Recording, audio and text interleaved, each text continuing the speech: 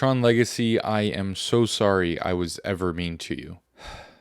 Hey there, Cinephiles. Today I'm reviewing Tron Ares. First thing I want to get out of the way is that there are plenty of people who are liking this movie. I am not one of them, but if you are or you think you will be, then definitely go out and see this because I'm sure you're going to enjoy it and you're going to have a blast, or you already had one. And look, this isn't going to be a favorable opinion on this movie in almost any way, so just click away if you're just not wanting to hear bad things about this movie, because I have a lot. Before I get into the bad, though, I do want to start with the insanely good positive, and that's the score. The score by 9 Inch Nails, even though I don't think it holds a candle to the Daft Punk score from Tron Legacy, I still do think this is a really good score. Outside of the music, though, in this film, we start to see some struggles. A lot of people are going to have the visuals as a clear-cut positive, and even though I do enjoy a lot of the shots and visual aesthetics, I just think a lot of the composition and camera work is kind of poorly done.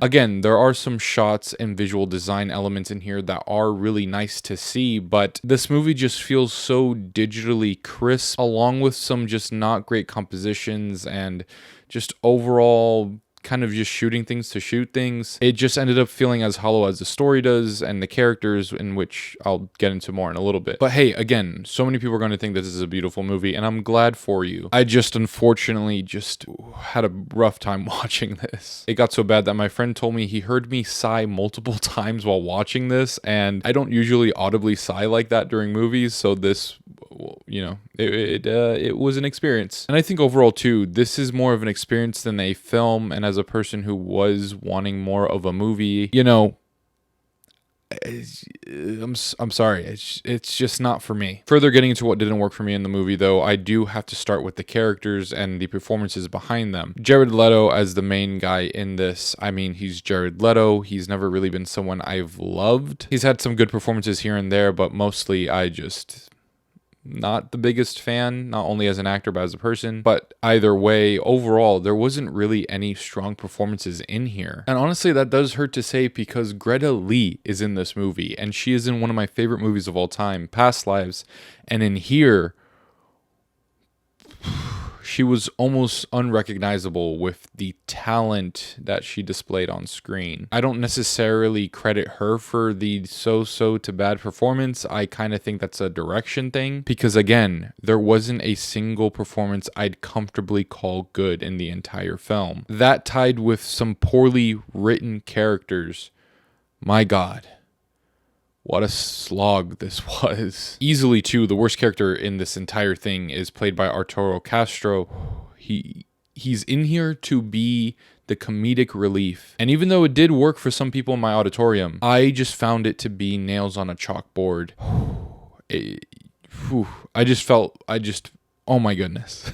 And there's also Evan Peters in this movie, which I'm going to touch a little bit more on the story and how I think that could have been a bit better. But essentially here, he's just kind of mustache twirling, one-dimensional villain for the most part. Like, there are some interesting things to him, but it never really explores that. And well, overall, I think the story should have just been restructured around him, and I think that would have made for a much more interesting movie, especially where we end up with everything. But with that being said, let me get into the story of it all, and it's a stinker. It's one of those movies that has so much happening, yet nothing happening at the same time, so therefore the pacing just feels god awful. And when you really think on the movie, it feels both simple yet convoluted, because there are many elements going on here, but the movie doesn't really do anything unique or awesome with it. It just feels kind of like a scatter shot. And I'm also just not a fan of whenever we're like, okay, we have to bring this digital or animated thing into the real world so we can get the stakes that way.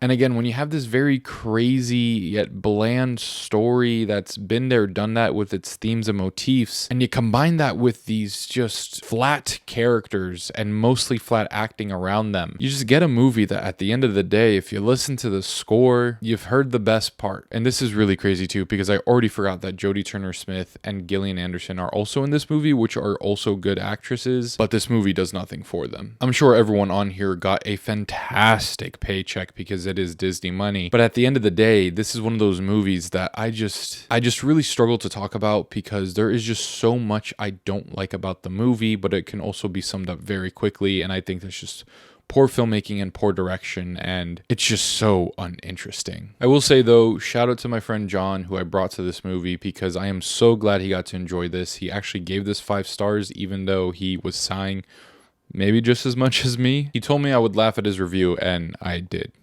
Confirmation here. I did. I give Tron Ares a 1.5 out of 5 stars. I really just gotta say that this movie, yeah, I look, man, I was rooting for it before going into it. I come out of it just so against it.